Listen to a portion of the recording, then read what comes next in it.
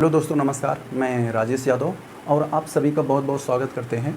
दोस्तों, आज हम लोग जो टॉपिक पढ़ने वाले हैं वैसे तो ये क्रमचय और संचय से संबंधित है, लेकिन ये बेसिक मैथमेटिक्स और रीजनिंग से भी जोड़कर ये सवाल पूछे जाते हैं। इसमें कहेगा कि आपको बहुभुज दे देगा, 5 भुजाओं वाली बहुभुज है, 6 भुजाओं वाली बहुभुज है, 10 भुजाओं वाली बहुभुज है या 15 भुजाओं वाली बहुभुज है। तो बताइए, ये ऐसे मान लेगा 10 भुजाओं वाले बहुभुज में कितने विकर्ण होंगे बताइए। तो आपको बताना होगा। अगर आपको ट्रिक मालूम रहेगा आप खट से 2 सेकंड में बता सकते हो। अगर नहीं मालूम रहेगा तो आप वहाँ बनाते रह जाओगे, खींचते रह जाओगे, आपका बहुमूल्य समय बीत जाएगा। तो हम लोग देखते हैं कि ये बहुभुज होता क्या है। कि बहुभुज होता है 3 या 3 से अधिक भुजाओं से बनी हुई बंद आकृति को ही हम लोग बहुभुज बोलते हैं। तो हम लोग यहाँ पर देखें जैसे क्या होता है। भुजा क्या होती है, पहले 2 बिंदुओं को मिलाने वाली जो रेखा होती है भुजा कहलाती है। अब यही जब भुजाएं जो है 2, 3 या 3 से अधिक भुजाएं जब आपस में मिलकर एक बंद आकृति बना लेती हैं, बंद घेरा बना लेती हैं, तो इसी को हम लोग ये बहुभुज बोलते हैं। अब जैसे 4 भुजाओं वाला बहुभुज है, ये हो गया।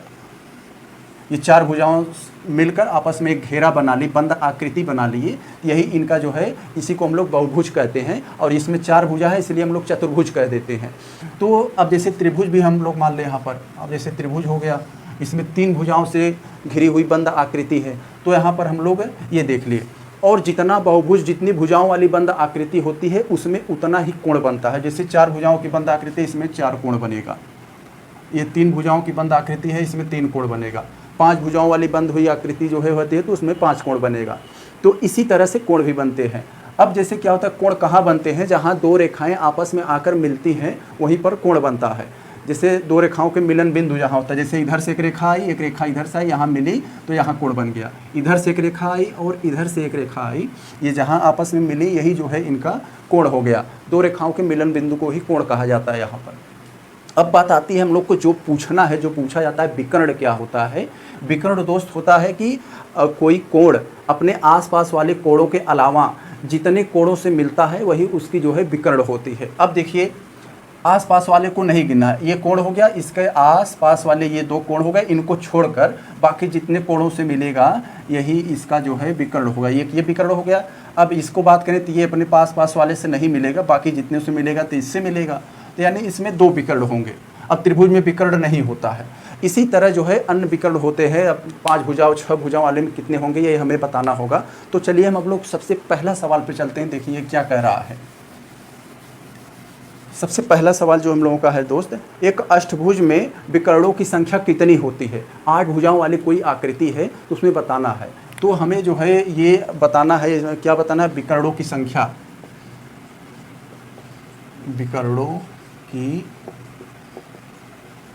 विकर्णों की संख्या जो बताने का फार्मूला है n × n-3/2, ये इसका फार्मूला है।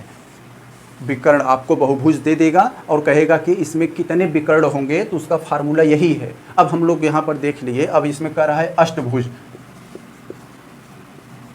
अष्टभुज में कितने विकर्ण होंगे। तो अष्टभुज यहाँ पर यानी 8 भुजाओं वाली आकृति है, यानी यहाँ n = 8 हो गया।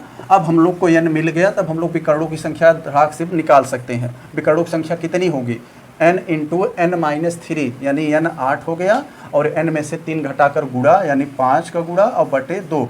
अब 2 से हम इसको काट सकते हैं, 4 हो गया, तो यहाँ पर 4 × 5 = 20, यानी 8 भुजाओं वाली जो बंद आकृति होती है उसमें कितने विकर्ण होंगे, उसमें 20 विकर्ण होंगे। तो ये हमने फार्मूला से देख लिया। देखिए सिर्फ गुणा करना है और बाकी इसमें कुछ है ये नहीं है। इसी तरह से अब हम लोग अगर अपना दूसरा सवाल अगर देखें तो वो क्या होता है, देख लेते हैं। दूसरा जो सवाल है, दूसरा सवाल कह रहा है कि 10 भुजाओं वाले बहुभुज में कितने विकर्ण होंगे। यहाँ पर 10 भुजा वाला पूछा है, तो यानी यहाँ n = 10 हो गया। अब हम लोग इसे भी निकाल सकते हैं। अभी हम लास्ट में इसका प्रैक्टिकली देखेंगे कि ये होता कैसे है, ये भी आपको समझाएंगे। अभी ये फार्मूला से अब आपको सिखा दे रहे हैं कि जब भी आपको दे 100 भुजा वाला, 10 भुजा वाला, 20 भुजा वाला ये बहुभुज में कितने विकर्ण होंगे, तो आप उसे यही फार्मूला का यूज करके 2 सेकंड में धड़ाक से निकाल सकते हो।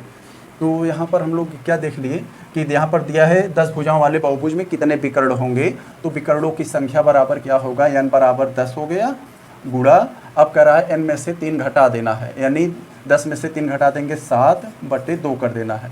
अब 2 का हम 10 से काट देंगे 5, 5 × 7 = 35, यानी 35 विकर्ण हो जाएंगे 10 भुजाओं वाली बहुभुज में। तो ये भी हमने देख लिया। कितने जल्दी जल्दी सो जाएगा। अब हम लोग देखते हैं एक बड़ा सवाल, देखते हैं ये क्या कह रहा है। ये भी बहुत बढ़िया सवाल है।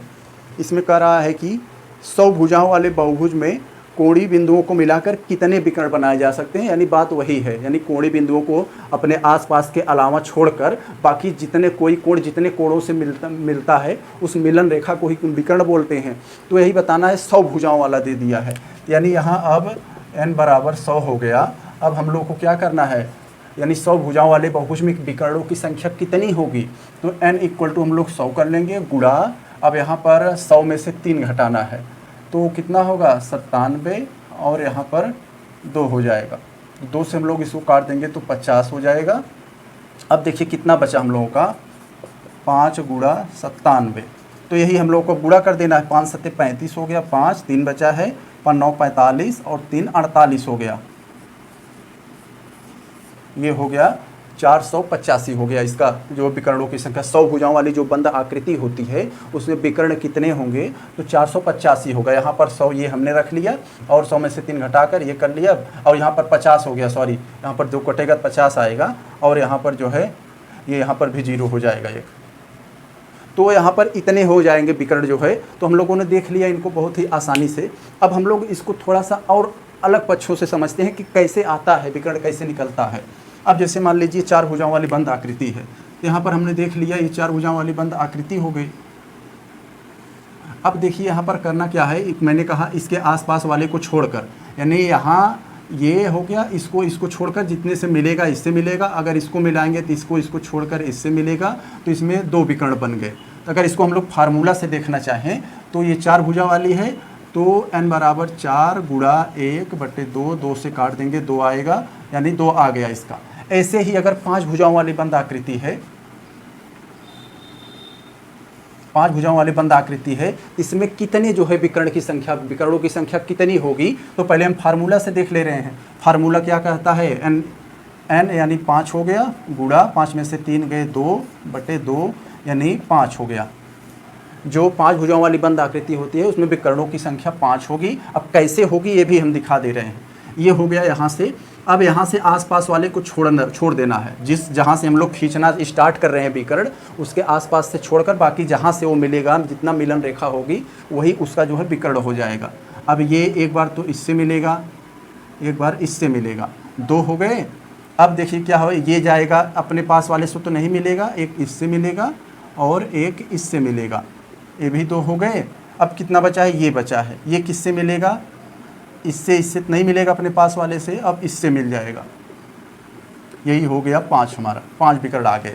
इसी तरह विकर्ण निकाले जाते हैं। अगर आपको फार्मूला जो है दिमाग से मिस हो गया है तो आप जो है ऐसे गिनकर निकाल सकते हो। बहुभुज खींच लीजिए और हर एक कोण से अपने आसपास वाले को छोड़कर बाकी कोणों से मिला दीजिए, तो लास्ट में जितने मिलन रेखा बनेंगी वही जो है आपकी जो है विकर्णों की संख्या होगी। तो हम लोग देख लिया, बहुत ही बेहतरीन सवाल था ये। तो ऐसे ही सवाल और भी आगे आएंगे तो हम लोग उसे देख लेंगे। तो इसमें ऐसे भी पूछ सकता है, आपको जो है विकर्णों की संख्या दे देगा और बताइए कितने बहुभुज होते हैं, तो विकर्णों की संख्या यहाँ रखकर बहुभुज यानी n की वैल्यू आप निकाल लेना। ऐसे भी आ सकता है। आप लोग को यहाँ भयभीत नहीं होना है ऐसे सवालों को देखकर। तो हम लोग मिलते हैं किसी नेक्स्ट वीडियो में, तब तक के लिए नमस्कार।